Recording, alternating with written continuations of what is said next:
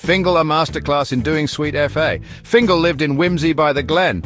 It's a village, isn't it? Full of folk, mostly busy, doing things. Fingle, though, he was different. Not a bad bloke, mind. Just allergic to effort. Proper bone idle, some might say.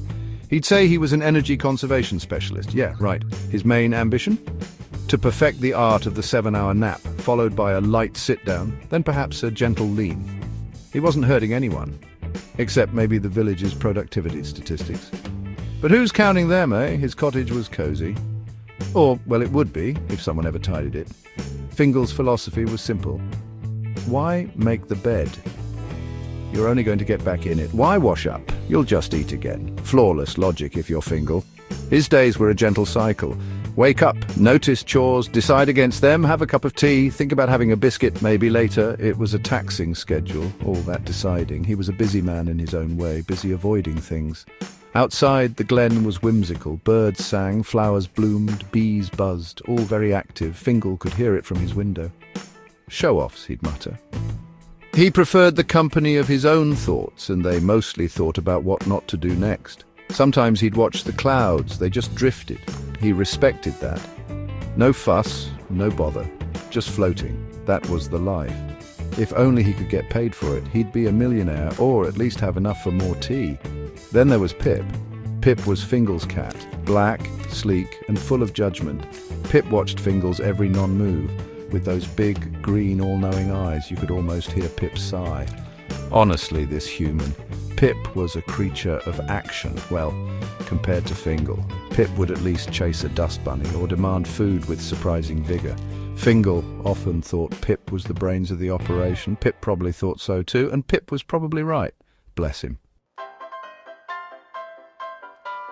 Fingle often dreamt of a world without effort. Imagine tea that poured itself, biscuits that flew into your mouth, a self-making bed. That was the dream. No more bending, no more reaching, just pure, unadulterated lounging. He'd think about it for hours. It was his main mental exercise, really.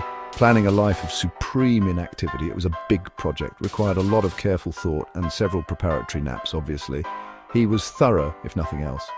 One Tuesday, or was it a Wednesday? Fingle wasn't great with days. He found something. It was in the shed, under a pile of things he meant to sort one day. The device was dusty and metallic and had a rather tempting button, big, red, almost winking at him. Fingle wasn't a scientist, not even close. He once tried to fix a dripping tap, ended up flooding the bathroom, so technical stuff, not his forte. Still, the button looked friendly enough. What's this then, he mumbled. Pip, who had followed him, gave a look that said, "Don't touch that, you idiot." But Fingle was curious and, let's be honest, bored. He poked the button, gently at first, nothing. He poked it again, a bit harder. There was a hum, a low thrumming sound. Lights flickered, green, then blue, then a rather alarming shade of purple. "Oh," said Fingle. That was his usual response to impending doom, or mild inconvenience. It covered most situations. Pip's ears went flat. The cat backed away slowly, tail twitching. Smart animal, Pip. Knew trouble when it saw it. Or, in this case, heard it humming ominously. Fingle, however, just stared. The device glowed. It sounded a bit like his kettle, but angrier and more magical. He hadn't wished for anything specific. Not out loud, anyway. But the device seemed to be warming up, ready for action.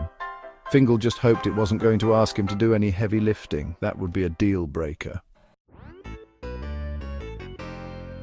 The first sign something was amiss was a berry, a single ripe raspberry. It appeared out of thin air, hovered for a second, then plopped right into Fingle's lukewarm tea. Well, that's a bit odd, he thought. He fished it out, considered eating it, decided against it. Too much effort, fishing things out of tea. Then another berry appeared, and another. Soon a small hail of raspberries was peppering his living room. This wasn't in the brochure for effortless living. This was just messy. Then came the water, not a flood, thankfully, at first, just a splash, like someone had flicked it at him. Then a bigger splash. It landed on Pip, who was not amused. Pip gave Fingle a very pointed glare, as if this was somehow Fingle's fault, which, to be fair, it probably was. A small puddle formed on the rug, then another. Soon little puddles were everywhere. One even had a tiny, confused-looking fish in it. Fingle didn't even own a fish. This was getting out of hand. Next, the animals arrived, not just the fish. A squirrel popped into existence on the mantelpiece. It chattered angrily, probably about the sudden change of scenery. Then a badger. a rather large, grumpy badger. It appeared under the table, sniffed Fingle's slippers, seemed unimpressed. A couple of bewildered rabbits hopped in through the now open, magically of course, window. It was less effortless living, more unplanned petting zoo. And Fingle was not a zookeeper. He barely managed to look after Pip. Fingle just sat there, gaping. His dream of doing nothing was rapidly turning into a nightmare of doing quite a lot, mostly dodging things and wondering where the badger came from. Pip, meanwhile, had found a strategic high shelf, observing the chaos with detached interest. The cat looked almost smug, as if to say, "I told you so," which in fairness Pip's earlier look probably did mean. Fingle wished he spoke cat, or understood weird humming devices. That would be useful right now. The chaos escalated. Fingle tried to intervene. "Now look here," he said to the badger. The badger just grunted and tried to eat a cushion. He slipped on a rogue patch of berries, nearly landed face first in a puddle containing the aforementioned fish, which flapped indignantly. This was hard work, all this not working. He tried to shoo a particularly bold pigeon that had materialized on his hat stand. The pigeon just cooed. Mockingly, Fingle thought. His communication skills were not up to interspecies diplomacy. He tried reasoning with the device. "All right, mate, joke's over," he shouted at the humming box. "Turn it off." The device just hummed louder. More berries appeared, and a small, very damp frog. It landed on his head. Fingle sighed. This was supposed to be relaxing. He'd envisioned gentle breezes and self-buttering toast, not amphibian headwear and grumpy badgers. He was starting to think his definition of effortless might have been a bit optimistic, or just plain wrong. Pip yawned from the shelf, enjoying the show, the little traitor. Suddenly Fingle had a thought. A rare event, but it happened. This was awful, all this stuff appearing, all this mess. It was more work than actual work. He had to move, he had to think, he had to deal with things.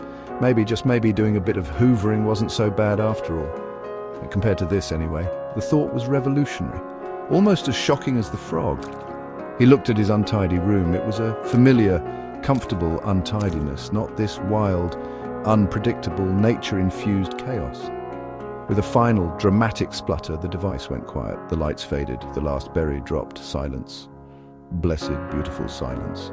Except for the badger, still trying to eat the cushion. Fingle, exhausted, managed to shoo the animals out. Eventually. The clean-up took hours. Actual effort. He was knackered. As he collapsed into his chair, he glanced at the device. It sat there, innocently. Or was that a faint glimmer?